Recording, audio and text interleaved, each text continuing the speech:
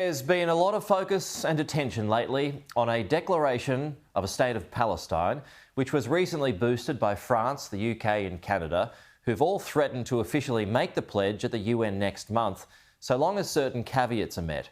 But would that change much on the ground? Would that accelerate an end to the war? Well, experts have told this program probably not. But one group which has tremendous sway and influence in the Middle East is the Arab League. For the first time last week, the 22-member bloc issued a joint call for Hamas to disarm and relinquish power in the Gaza Strip. Part of its statement read, Hamas must end its rule in Gaza and hand over its weapons to the Palestinian Authority with international engagement and support in line with the objective of a sovereign and independent Palestinian state. Joining me live now, former Middle East negotiator Aaron David Miller to discuss this. How big was this move, Aaron? I mean, it's significant. Thanks for having me, but it's not determinative. I only wish the Arab League had the kind of influence acting as a collective. But the reality is that there are two more important capitals right now. One is Washington, the other is Jerusalem. And of course, whatever is passing for the leadership of Hamas in Gaza. Most of the senior veteran leaders have been killed by the Israelis. There are a couple of brigade commanders that are now making decisions. So I think Arab League, yes, with the right sort of combination of leadership from Israel and Washington, from the Trump administration, sure, you could harness the power of what the Arab League has done. But right now, neither Washington nor Jerusalem are, frankly, much focused on finding a quick and easy, or even a more difficult road out of this war that is now going to be 2 years old in 2 months. So why isn't the Arab League making more waves then? Why has it, been basically quiet up until recently? I mean, you could ask the same question about the EU. I mean, the reality is these collectives, BRICS, the globalized South, the European Union, they have their place and they can be significant actors. But the truth is that nation states pay attention, frankly, to what nation states have to say. And I think in terms of the Arab League, you're really talking about 4 or 5 out of 22 countries that actually are determinative when it comes to Gaza or the Israeli-Palestinian conflict, right? Well, I mean, yeah, we could probably go through a few of those. Saudi Arabia, UAE, Egypt, right. So they're mostly aligned against Iran, which we know backs Hamas. So does that mean Hamas is not going to take any notice? No, I mean, Hamas is clearly or was dependent on external support. Now they're making decisions, frankly, based on their own political survival. And that has a lot to do in terms of their own credibility and image, with not giving up the gun. I think that the possibility that Hamas would surrender civil governance of Gaza to a Palestinian technocratic government backed by key Arab states might work.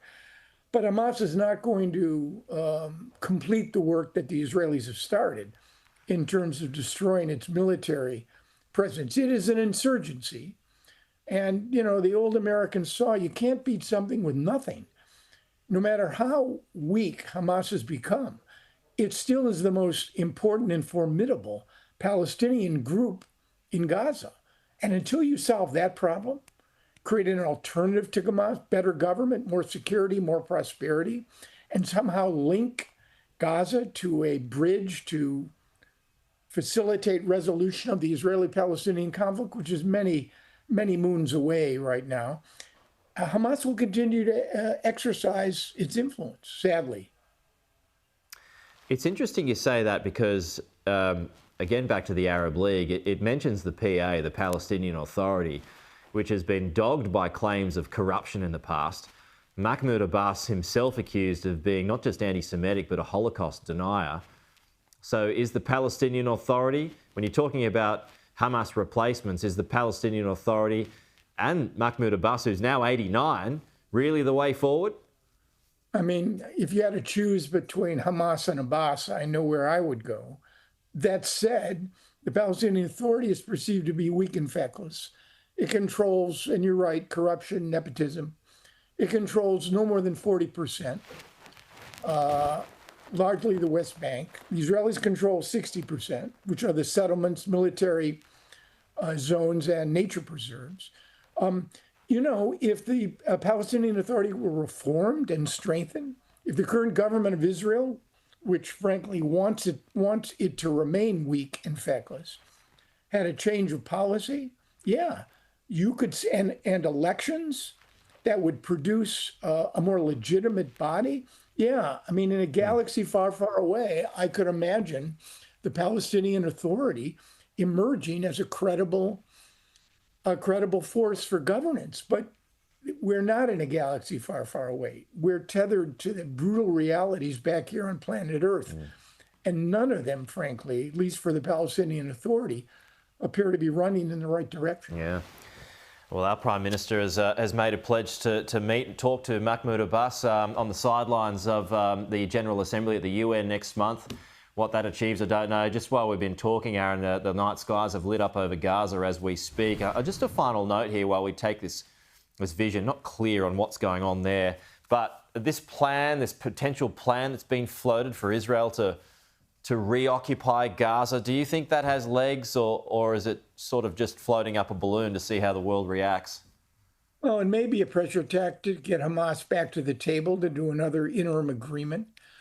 But I think, frankly, the Israelis already occupy 75% of Gaza.